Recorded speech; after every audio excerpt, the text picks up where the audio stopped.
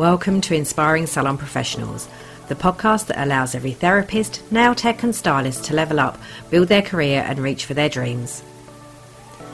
Each week we'll be looking at a different area of the industry, and along the way I'll be chatting with salon owners, industry leaders and mentors who'll be sharing their stories on how they achieved their goals and made their successes. I'm Sue Davies, your host, award-winning salon owner and industry professional. Welcome to Inspiring Salon Professionals. Hi there and welcome to this episode of Inspiring Salon Professionals. This week I am joined by the lovely and inspiring Marta Zaczkowska, who is the wax specialist. She has been a niche therapist for a number of years and specialises now in intimate waxing and pregnancy intimate waxing. So much so that she's just brought out her first one-of-a-kind book called The Art of Pregnancy Waxing, and you'll be hearing her talk about that through the interview. And I will hand over now, as it's a really nice chat. And Marta shares some of her journey with you. And I really hope that anyone that is nervous with waxing gets a little bit of inspiration from Marta to just go and get some more learning under your belt and get some more practice under your belt.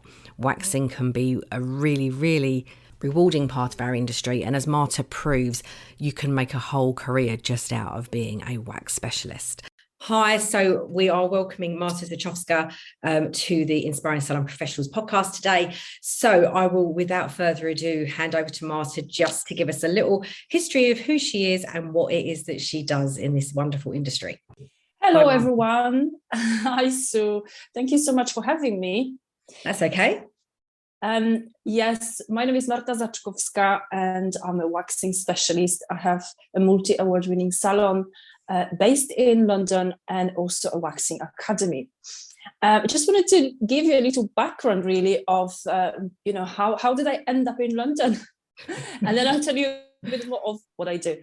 So in 2006, I arrived to London from Poland, from city Katowice, and I got a job. Worked there for about 10 months, and mainly was to get an experience, but learn English language.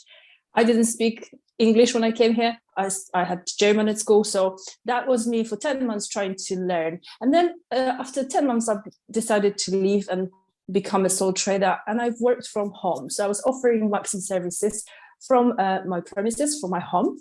And then after 5 years, my clients been really asking whether I'm going to open a salon. I decided, okay, now is the time. And in 2012, I've opened a salon that's been almost running for 10 years. Yeah, excellent. And waxing, all you do is waxing, isn't it? Exactly. So you might wonder, why waxing? It's absolutely my passion. I love doing it. I am good at it. And I just don't mind having that one treatment in the salon and doing it literally all week long.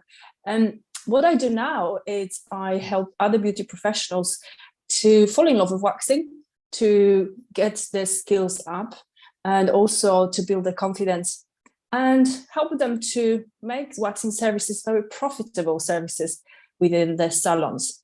I do that through my academy, in one-to-one courses, online resources. You may see me on social media before. And just this month, I've dropped my very own book, which yes, I'm sure we're going to talk about this later. Yes, I know it is. And Marta and I met last year through the lockdown. So many people that met last year in the lockdown, and we've spent a lot of time together, haven't we? On so many different Zooms with many glasses of wine, and yes. And some fun and games along the way.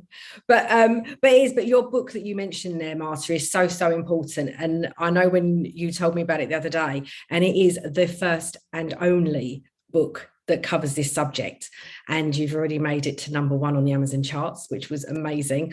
The book that you've released is all about pregnancy waxing, so huge congratulations that you've made the top of the charts. And it's an area there's always a lot of questions around pregnancy waxing. I know it's something that you, even though you're pretty niched already with being the wax specialist, but then you niche down even more into pregnancy waxing.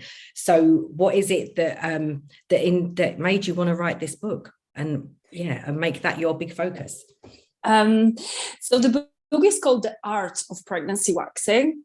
And I really wanted to put out there like a guide that covers all the questions that people normally have, which is questions from your clients, but also questions from other therapists, like questions, is it safe, when it's okay to do it, when it's not okay to do it, and how do you position your client, how do you communicate with them.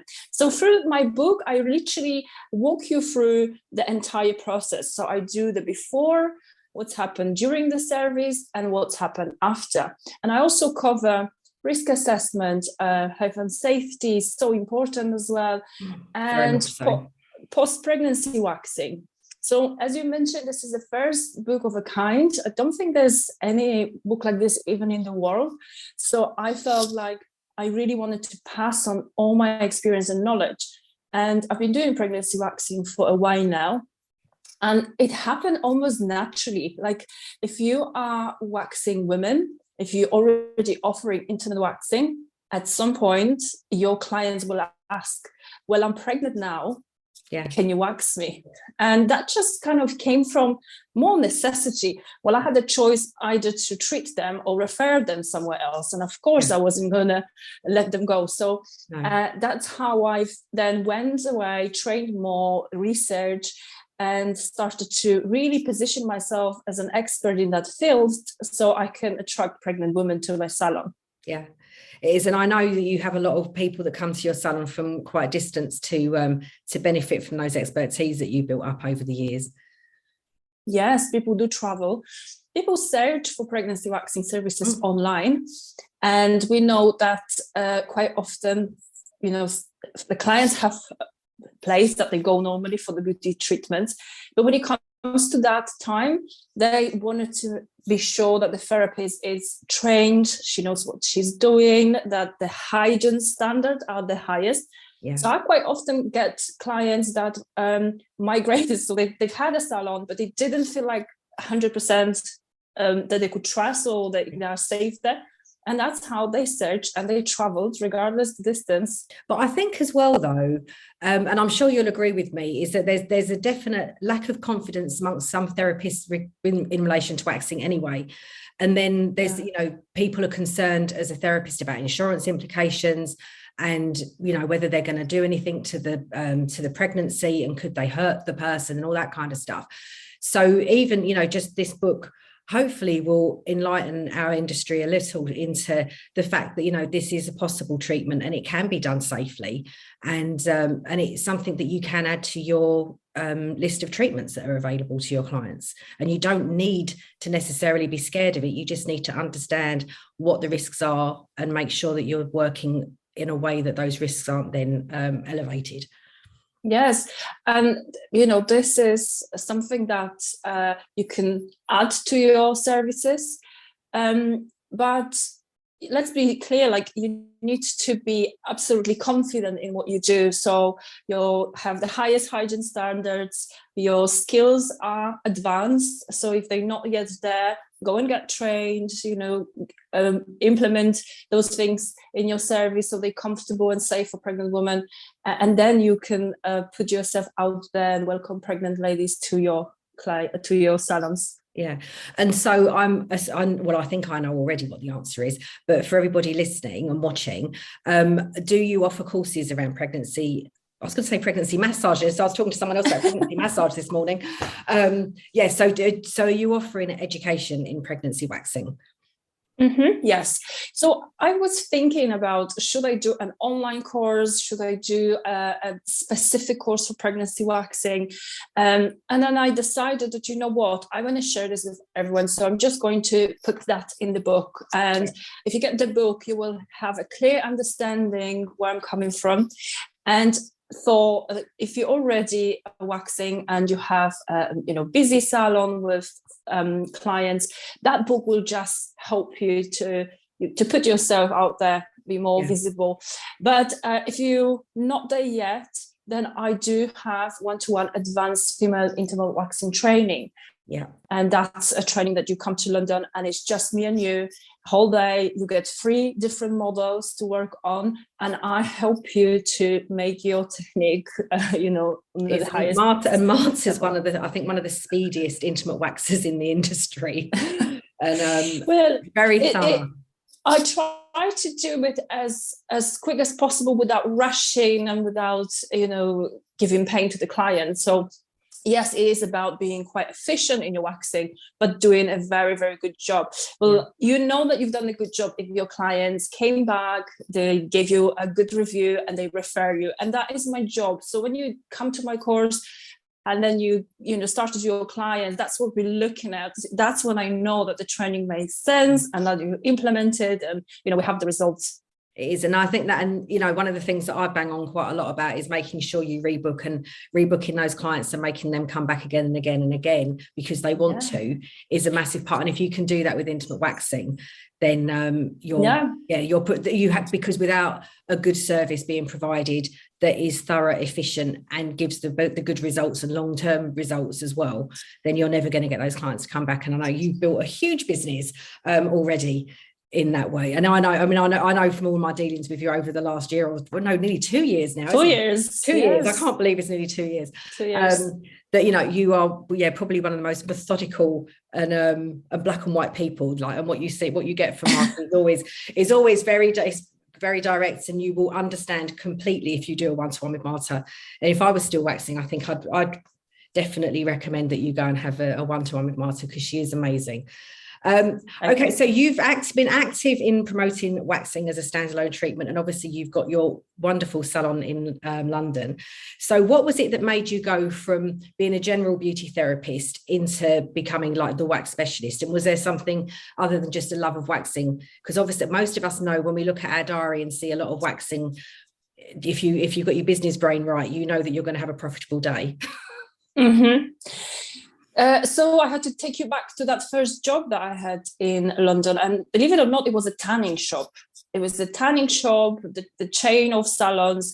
It is a franchise. So the owner of the salon had about 3 of those shops, and they were all in central London, and they put me in all of them. So I was a few days here, a few days here.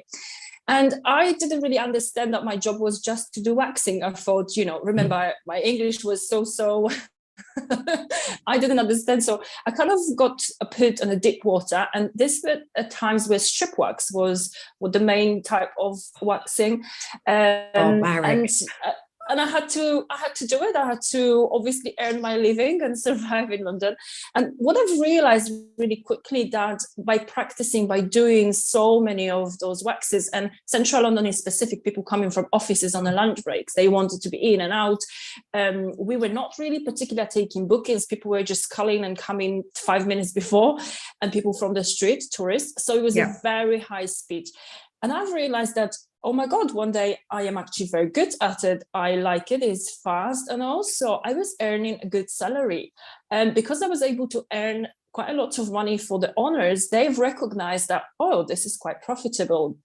She can do, 3 Brazilians within an hour, where somebody was doing the nails for 45 minutes to an hour. Tell me about it. Yeah, I had that insight, and I saw that my bosses were like, oh, this is a very good, profitable service. And that's how I kind of decided that, okay, not only I love doing it, it was giving me a massive satisfaction. I'm helping people to feel better about themselves. Mm-hmm. I'm removing unwanted hair. For various reasons, people remove hair, but I'm giving them something that they can't do themselves. And the trust that is built between me and the client, it's amazing. And that's why I'm so satisfied when I do pregnancy waxing, because, that's the vulnerable moment in their life, and they trust me with something so personal. And those clients quite often become a very long-term loyal clients. Yeah. So, it was just through observation, and just from falling in love really with this service. I was never a therapist that enjoyed doing massages or sitting and doing facials. I think they're a bit too mellow, too slow for me. I'm more energetic person.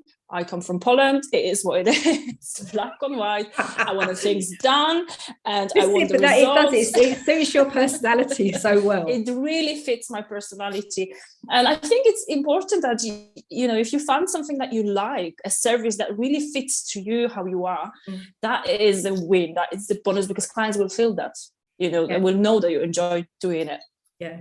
So how do you feel? Do you feel that you have to market your business differently? Is there a specific way that you try and attract intimate waxing clients? Is it, you know, I suppose, you know, when you're working in a more generic salon where you've got nails and facials and massage as well going on, there's a lot of different techniques that we have to employ. But so do you think it's easier to market when you only have that one treatment, or do you think it actually makes it more challenging? I think it's easier. I think it's easier because it makes you stand out from the crowd, and people want to go to specialists.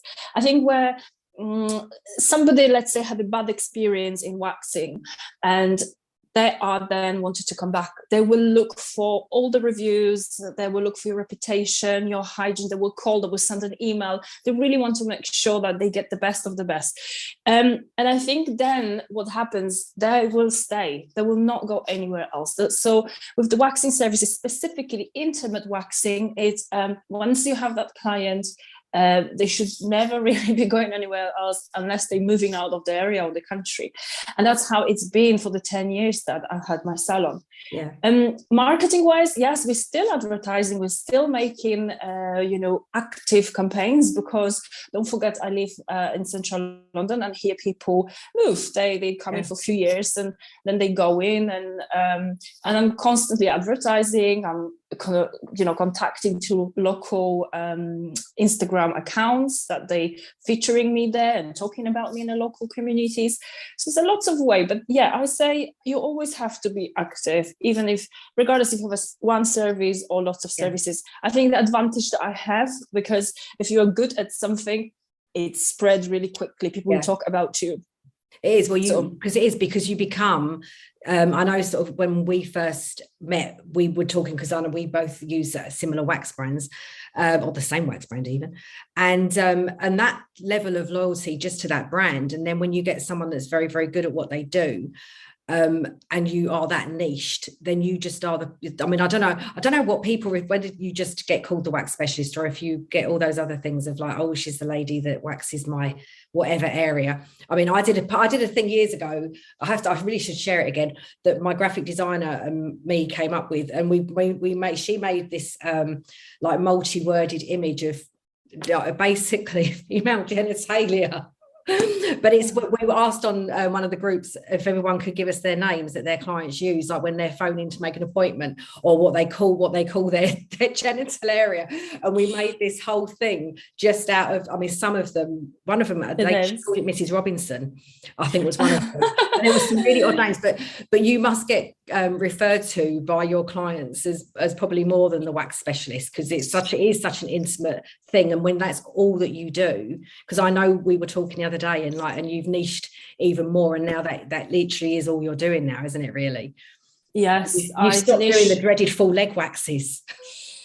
No, I don't. I've closed that chapter behind me, Sue. Yeah, I've made a conscious decision. It wasn't so much of it not really liking so much, but it was more about what I want to do next. Yeah.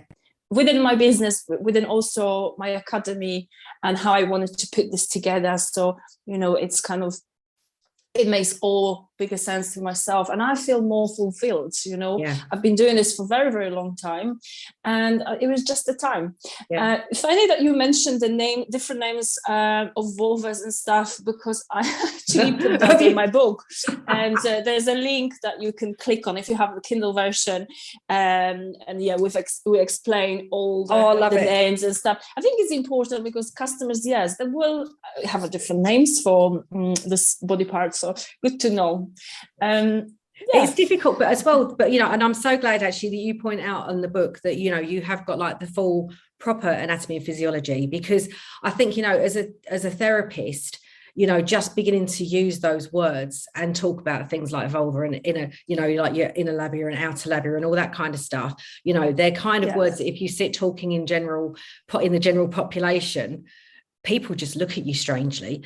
But those of us that do intimate waxing, you know, we have to have those words in our head all the time and know what they are. And the fact that you've got all of that in there is in such a descriptive way is really, really good. I think it was important because this book is also for moms to be. It's for mainly for beauty professionals, but I've also wanted if a mom that they, you know, mom to be, lady that is pregnant gets the book and reads it through, she'll be so much more confident to book pregnancy waxing. She'll understand more.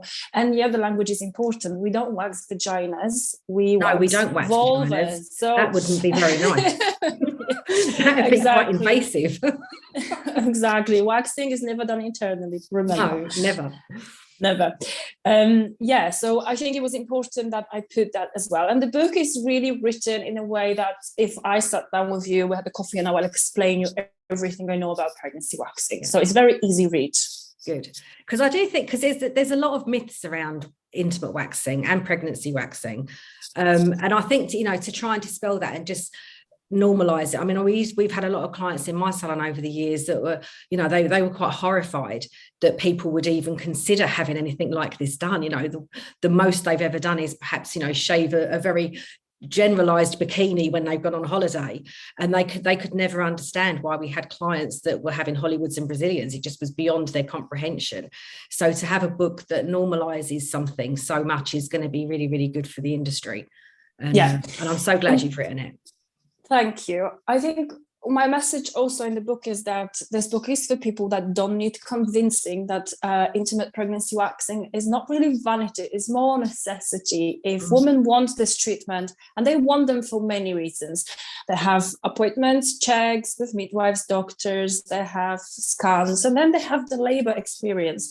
And so it's important that we are able to help them and make them feel better. You know, they can't see nothing anymore when they are 38 weeks pregnant, and bless them, you don't want them to ask the hubby to shave them or something.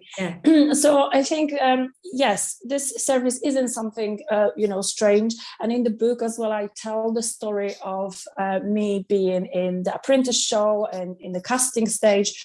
So I explained there like exactly that view of, oh my God, why would you want to do this?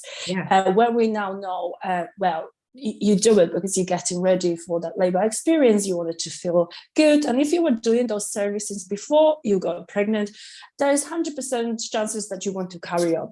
And we just, as a professionals, I think, and myself, we have that obligation to treat those clients and make sure that we give them like safest, most comfortable experience. It is. And I think as well that, you know, there's so much involved in intimate waxing that hinges around client dignity and, you know, the fact that they're being treated professionally and with respect and all of that kind of stuff as well. Because I think, you know, they're in a vulnerable time in their lives anyway. And then whenever you lie in those positions to have intimate waxing done, you feel, you know, there's no getting away from it. You can feel slightly vulnerable.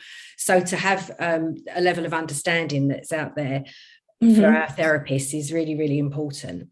And leads me on as well to one of my probably final questions is, you know, we have spoken a lot over the last couple of years about what our therapists leaving college have experienced in relation to waxing, and how so many of them come out without a good level of confidence in any level. It doesn't matter whether it's bikini waxing or in leg waxing, under whatever it is, they seem to have a real issue coming out. I don't think perhaps our FE colleges are able to commit as much time and expertise into that for them. But what would you say to therapists? You know, we're entering a new year at the moment, and in another 6 months, there's going to be another batch of FE students coming out, or even if they've been through private academies that are doing their level 2 beauty, that confidence level isn't really there always when they leave, because it might be a few months ago that they did waxing and they haven't had to do that much in the last month or two. And then they're going to be thrown into industry where they're going to be expected to do a full leg wax in 40 minutes or a high G-string wax with hot wax that they've not really used at college. There's so much in waxing that can be so scary. So how would you help to alleviate those concerns? So if you're listening to this and perhaps you matching the description that Sue just said, you're that person that just left college, I say to you, take advantage of the online world and found yourself a mentor, somebody who is already at the place that you want to be. And try to start to work with them. If you go to my website, martazaczkowska.com, I have the free free resources to download. That's already a very good start. So read, found a mentor, read, try to work with them, do additional courses, accredited courses that that they've been checked by the standards.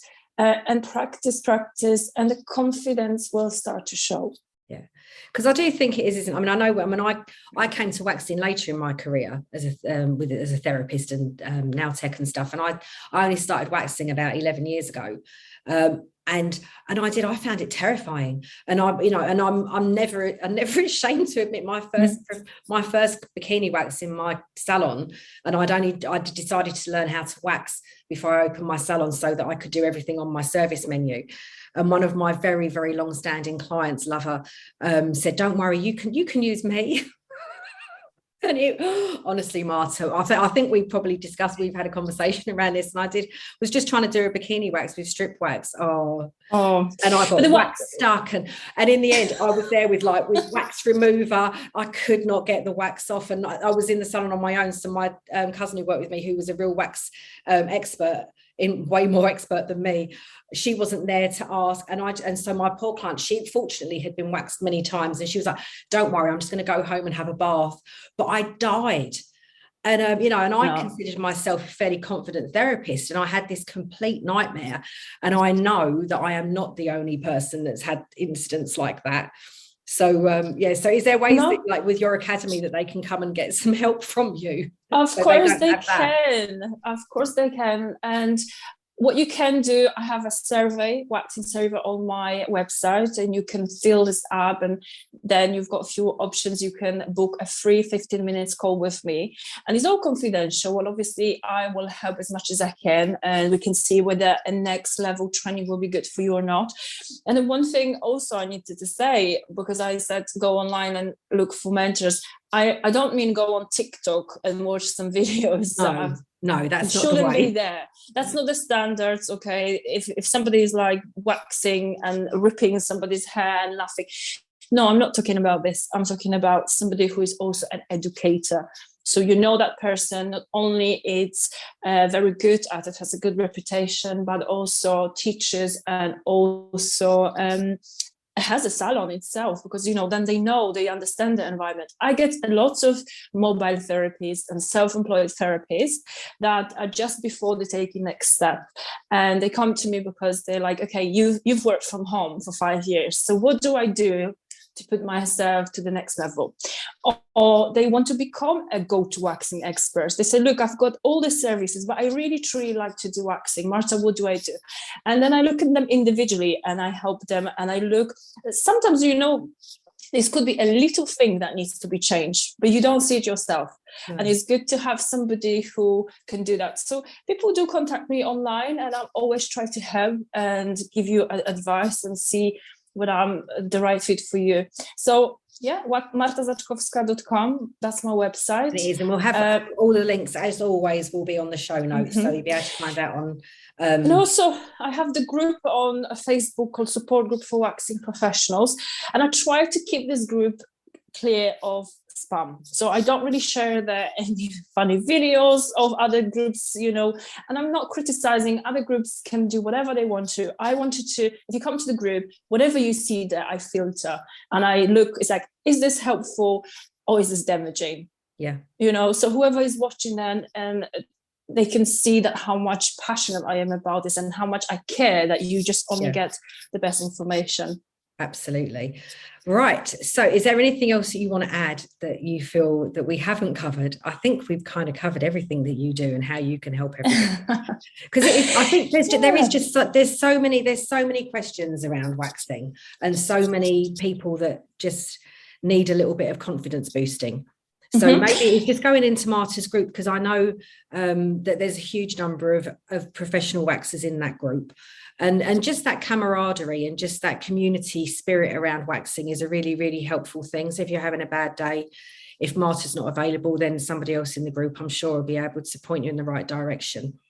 Yeah, it's me, the main group admin, and I have a few moderators as well, so they are helpful as well. There's Sarah Atkinson there. She helps with posting about waxing online, how to create good posts and how to do marketing. So we also have Donna Clayton, so if you want to know more about, trainings and teaching and things like that, so it's not just me there. There's a lot of amazing beauty professionals there that also give help, and we have some wax distributors as well, and my job is to make sure that they give knowledge and advice rather than just advertise and sell their wax. Yeah, so absolutely. Do I want to add something? You said, Sue? Yeah, I know. I was just saying, is there anything else that you'd like to talk about that you do? Because I know, because you do so many different bits and pieces around waxing, and you've got your you've also, because you're also in that other book, aren't you? Which the name eludes me. Beauty and the Best. I know. I was going to say Beauty and the Beast, and I'm like, no, I know it's not called that. Yes, Beauty and the Best. Yeah, that was last. Believe it or not, that was last December. Wow. Amazing, Susan Rutledge. A business I've read mentor. your one. I have to say, I haven't read all the rest of them. It's very amazing. Amazing business mentor for salon owners, put us together, 22 of us, I think, the first book, and then the second book came out now, and we were rating top 10 best beauty books by Professional Beauty. So 2 of those books are there, and my 2 of as well. I'm part of the Beauty and the Best, and my book, The Art of Pregnancy Waxing. But I wanted to say as well that I am available for bookings in terms of, if there's anyone there that is in the college or is a tutor or can make that decision, I'm very happy to come and do a talk about pregnancy waxing, about waxing home, and we can do Q&As and make those students more interested in waxing. It doesn't have to be just in London. It can be anywhere. I love traveling, so I can come in, and I won't take any money for it. So if it's for a good cause and education, then I am happy to do it, for cookies. I know. I think this is one of the things that's so great about you, Marta, is that, you're trying to empower so many of our industry professionals to become so good at what you do. And I think it's great that you're continuing that journey. Thank you. That's okay. Right. So shall we do my 6 quick questions? Yeah, go on. I'm going to put my Christmas hat. I know. No, I've got my Christmas job, because we're recording this on, is it the 20th of December? So I'm more Christmassy. And there you go. Looking, just like, looking, really lovely with the hat on. I wish I had my hat. I realised the other day I've left all my hats, all my Christmas hats and stuff. I left at the salon when I sold it. So I haven't got any of my Christmas things. I've got nothing. All I've got is my Christmas jumpers. Anyway, so what is the thing that makes you get out of bed every morning? My passion for personal development and for what I do. Wonderful. What has been the happiest moment in your career to date? Oh, there's been many. I think if I just talk about last year, definitely getting my academy sorted and getting my main training endorsed by SIPTAG, getting the book out and doing Professional Beauty Excel. That was in October. Yeah, that was quite a lot. I not just one thing. Because one thing, no, I'm grateful for all of them, because each of them leading me to my next step. To your big goals. Okay, so what's the best piece of advice that you have had? And did you listen, or did you have to learn the hard way? I'm the type of person that learns the hard way, but I'm learning now to wait a bit before I make big decisions. Okay, so I sleep on them for a bit. But I think, I learned the hard way. I have to try everything first, so on my own skin. I do think, though, that most people I've spoken to so far, we all do like to learn the hard way. I think because we're maybe people that step out and lead, that You have to I've learn. got one. Do you know what? When I was just about to become self-employed, a gentleman who was running a little Jamaican food van in London told me, pay taxes. Yeah. It's funny, actually. I've just recorded the episode that's going to come after this one, and one of the things I talk about in there is that, you know, is be a professional. If to be a professional, you need to be a registered business, and even if you're not paying taxes, it's important to be available to pay taxes. Yeah. So what's the biggest learning curve that you've had?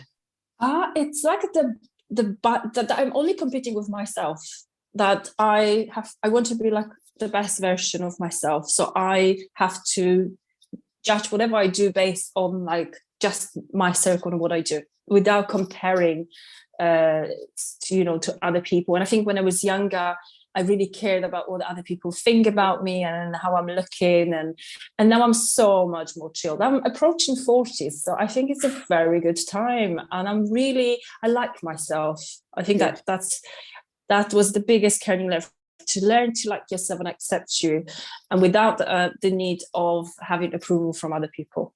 Brilliant. That's such a good one.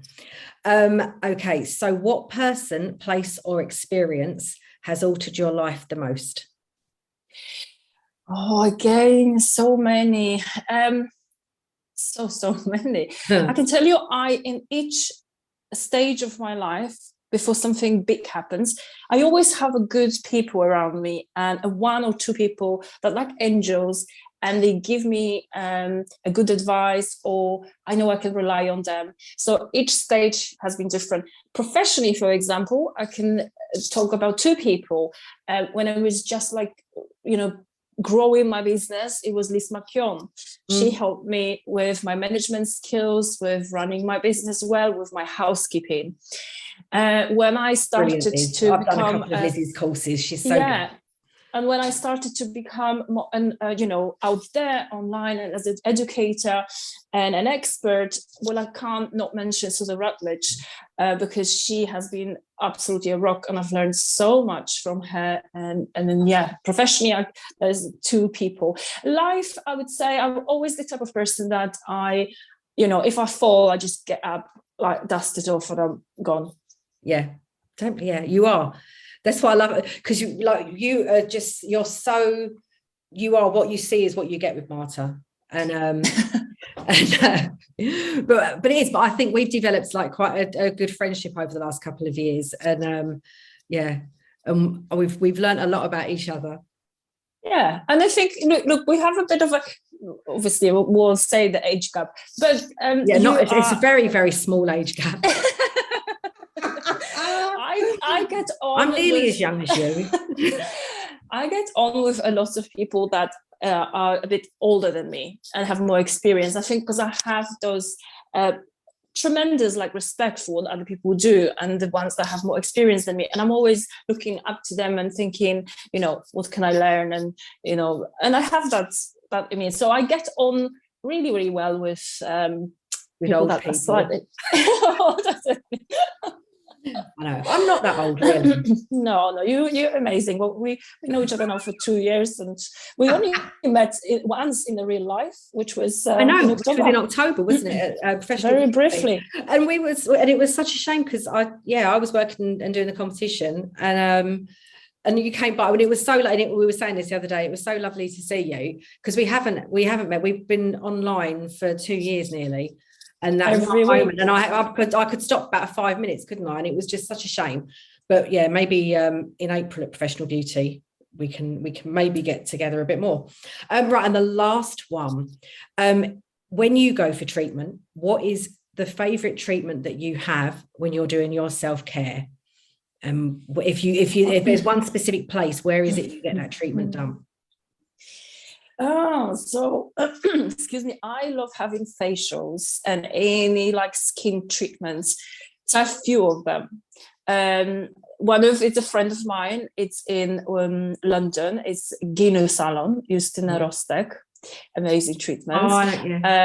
I like also. I need to go and have a facial with her, actually. Yes, I highly recommend it. She was awarded. She's get a special award on Professional Beauties.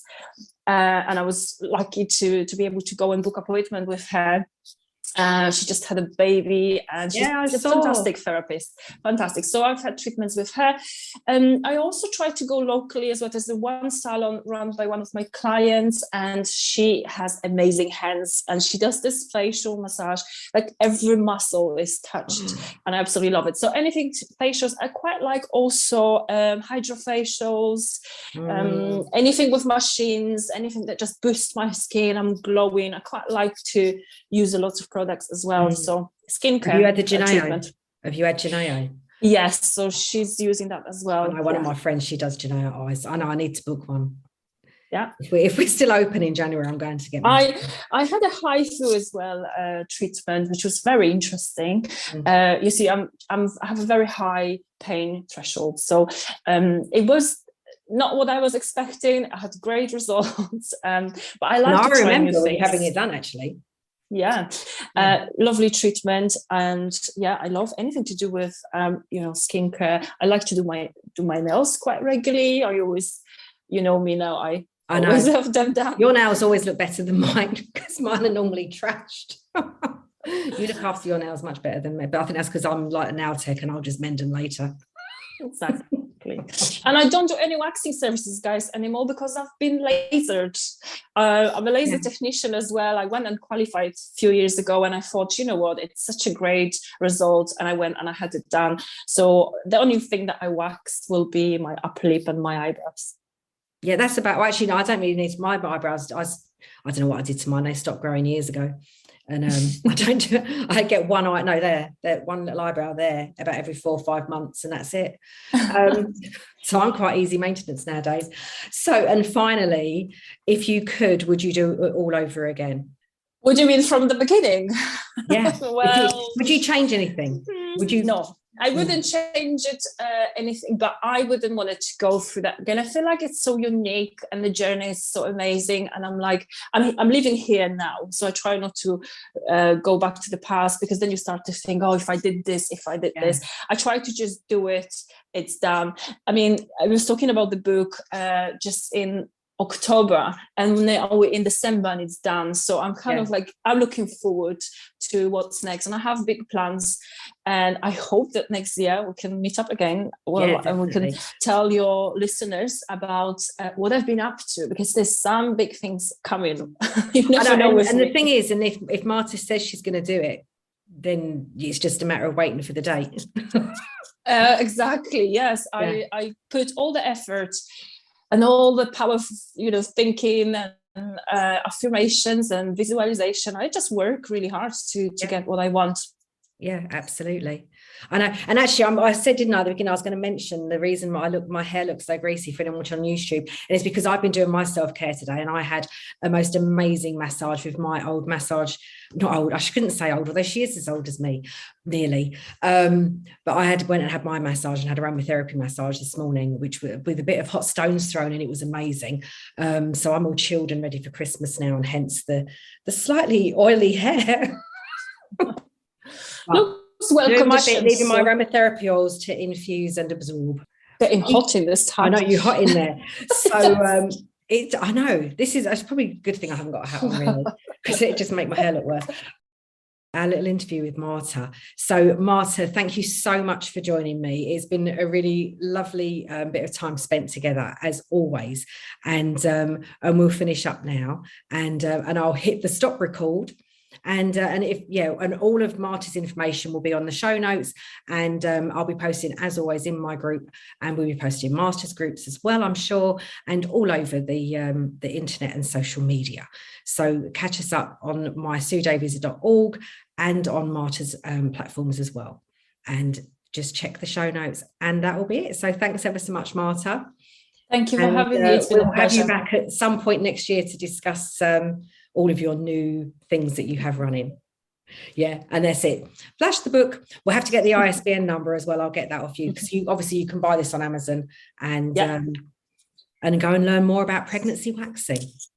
So thanks ever so much. Christmas present. Yeah, great Christmas. But I know I think we're going to release this episode this week so that it's ready just before Christmas, so we get a little bit of a bonus one.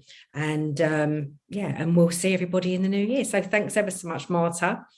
And that will be that.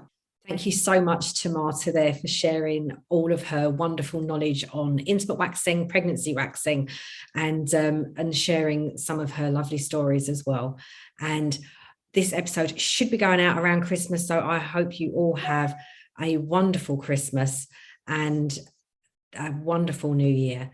And I will see you in 2022. Have a lovely time with your families, and happy Christmas, everyone. Bye for now. Thank you for listening to Inspiring Salon Professionals. And if you've enjoyed the podcast, please subscribe, leave a review and share with other industry professionals you think may enjoy the show too.